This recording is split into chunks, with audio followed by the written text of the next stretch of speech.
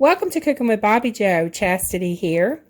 I had some leftover ground beef in the fridge that I needed to cook, and I thought to myself this would be good with that onion soup rice recipe. It's a simple recipe.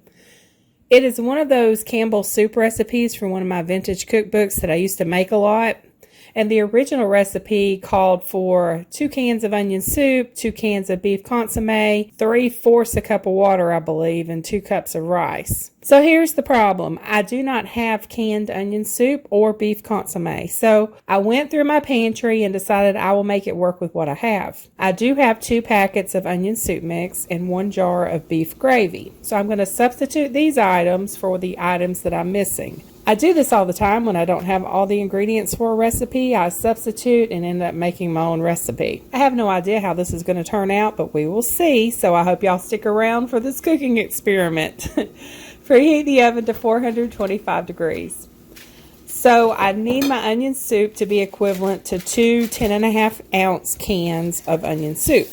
And Campbell's is always concentrate and usually have to add water. I'm going to place the packet of onion soup in my large measuring cup, and I need about 21 ounces to be equal to the 2 cans the recipe calls for. If you have a measuring cup with ounces, just use that side of your measuring cup, or this is when math comes in handy.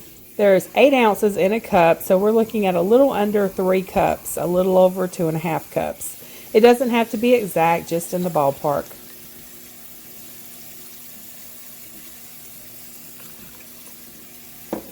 Mix it all together.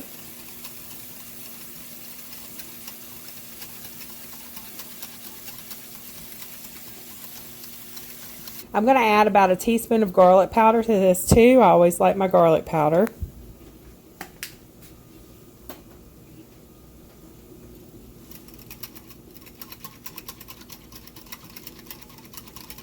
You know, I think I will add the other packet of onion soup too because I don't have beef consomme and it's usually richer in flavor.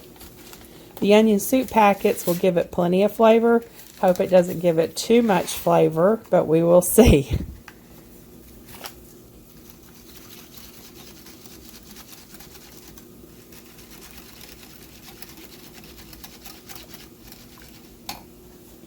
I usually make my own gravy, but when I see these Heinz homestyle gravies on sale at the United Grocery Outlet for 79 cents a jar, I stock up, especially with Thanksgiving around the corner.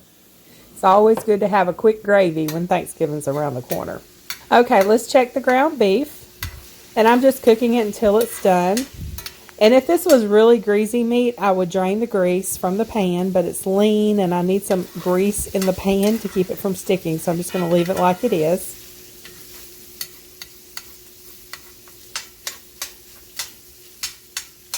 I'm going to go ahead and add the onion soup mix since the beef is done.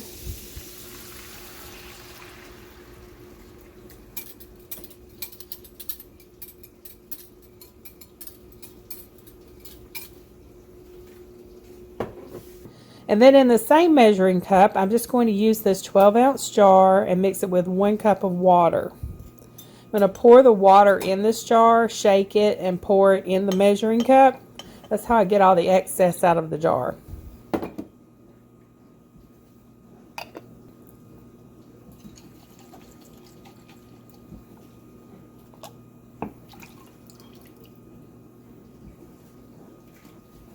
Mix that together.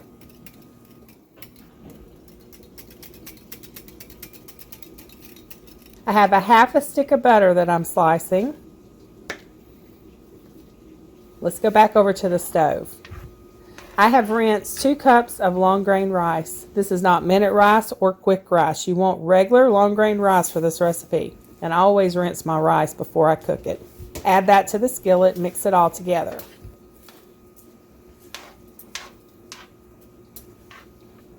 Next, add in the gravy mixture. Mix it all together. My skillet is almost too small.